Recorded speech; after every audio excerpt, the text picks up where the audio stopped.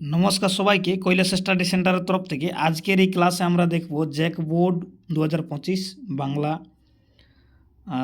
MCQ. তাছাড়া এর পূর্ব আমি ক্লাস 10-এর 4-5টা কবিতার ভিডিও আপলোড করেছি কিছুদিনের মধ্যে। যদি তোমরা সেই ভিডিওগুলো না দেখে থাকো তাহলে সেগুলো পেয়ে যাবে, বা কমেন্ট করে জানাবেন, বা হোয়াটসঅ্যাপে মেসেজ করে বললে আমি ভিডিওগুলো পাঠিয়ে দেবো। তো এই কবিতার নাম হচ্ছে বিভীষণের প্রতি ইন্দ্রজিৎ। লিখেছে মাইকেল মধুসূদন দত্ত, তোমাদের সবার পরিচিত কবি। কবির নামটা মনে রাখবে। আর যারা চ্যানেলকে সাবস্ক্রাইব করেনি তারা চ্যানেলকে সাবস্ক্রাইব করবে। আর যাদের পাশাপাশি কেউ রয়েছে যদি 10 ক্লাসে বাংলার পরীক্ষা দিবে, গত যে আমি ভিডিওগুলো আপলোড করেছি সেগুলোও তাদেরকে জানকারি দিবে।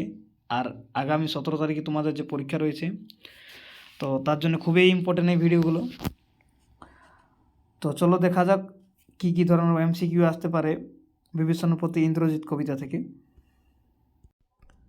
তো এই হচ্ছে মূল কবিতা বিভীষণের প্রতি ইন্দ্রজিৎ। আমরা একটু উপরেই এর এমসিকিউ আলোচনা করব, আগে মূল কবিতাটি একটু দেখে নাও। এর কারণ হচ্ছে কি, যদি তোমরা মূল কবিতা না পড়ে থাকো সেখান থেকেও সরাসরি কিন্তু অনেক প্রশ্ন আসে এমসিকিউর জন্য। তো কবিতাটি অনেক বড়, যাই হোক তোমরা এটা সময় করে পড়ে নেবে, ঠিক আছে?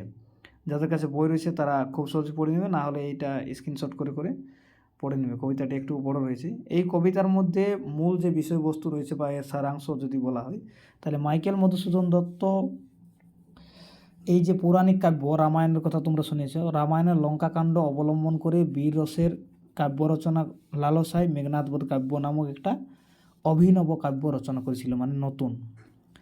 আর কবিতাটি তার করুণ আশ্রিত হলেও এর যথাস্থানে বীর রসের প্রবাহ আছে, মানে এইসব রসগুলো জানার কোনো প্রয়োজন নেই। এই কবিতার মধ্যে মূল লক্ষ্যের বিষয় ছিল, কবিতাটি দেখানো হয়েছে বিভীষণের প্রতি ইন্দ্রজিৎ, লঙ্কা অধিপতি রাক্ষস রাজা রাবণের বীরপুত্র মেঘনাদ, তার নিজের কাকা কে বিভীষণ, এদের দুজনের বার্তালাপ, তিরস্কার মানে গালিগালা দেওয়া, এইসবগুলো আলোচনা রয়েছে, ঠিক আছে?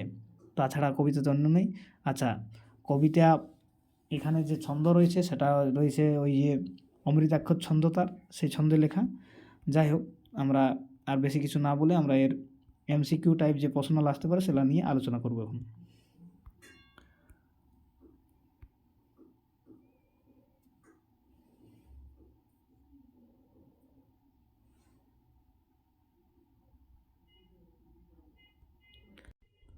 তো বিভীষণের প্রতি ইন্দ্রজিৎ থেকে যে ধরনের প্রশ্ন হতে পারে, তো আমরা কবি পরিচয় সম্পর্ক বেশি কিছু বলছি না। মাইকেল মধুসূদন দত্তকেও সবাই জানো নিশ্চয়ই। ঊনবিংশ শতাব্দীর তিনি বাংলা সাহিত্যের এক নতুন ধরনের প্রত্যাবর্তন করেছিল, যেটা হচ্ছে যে তার এই অমৃতাক্ষর ছন্দ দিয়ে।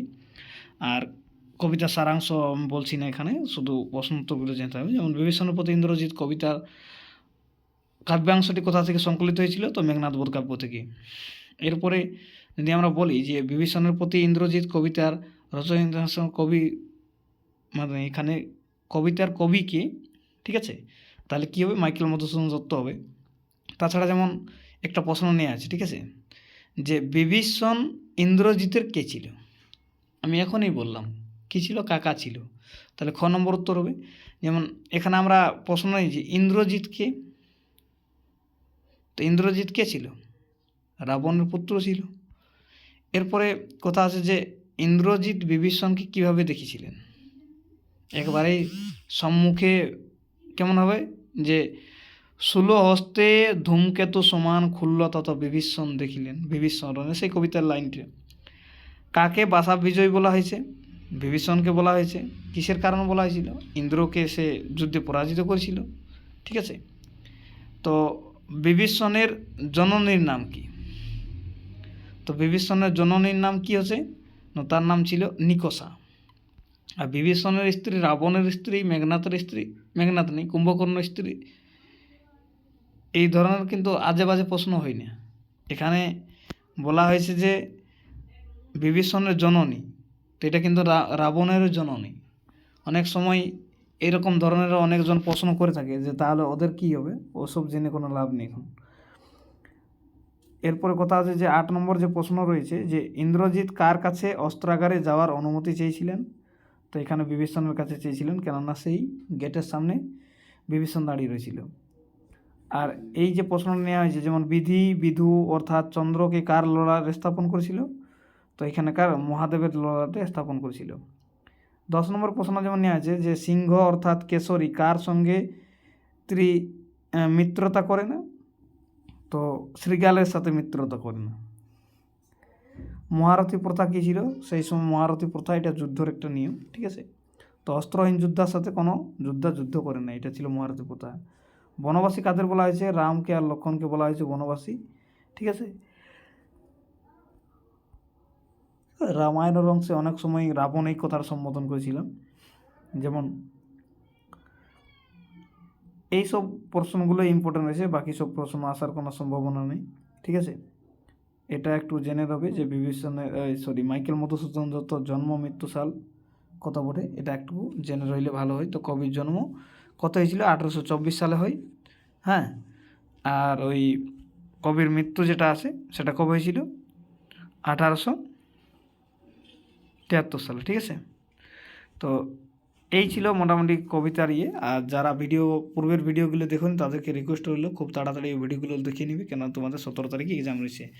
আচ্ছা, আমি এখন লাস্ট সময় একটা কথা বলি তোমাদেরকে, যে খুব তাড়াতাড়ি কিন্তু আমার বাকি ভিডিওগুলো আসতে চলেছে, ঠিক আছে। আমি সব রেডি করে নিয়েছি, একটু পরে তোমরা হয়তো ওই ভিডিওগুলো দেখতে পাবে যে সব রেডি করা আছে। যেমন এখন আমরা এটা দেখলাম, এরপরে 2 বিঘা জমি আসবে, তাছাড়া ভাগীরথীর উৎস সন্ধানে, ঘর ও বাহির, বিদ্যাসাগর, মহেশ, পল্লী সাহিত্য, এসবগুলো আসবে। পদ্মা নদীর মাঝি, রাজকাহিনী যেগুলো রয়েছে, ঠিক আছে, সবই আসবে পরপর। তো অধৈর্য হওয়ার কোনো কারণ নেই। সবাইকে ধন্যবাদ, ঠিক আছে।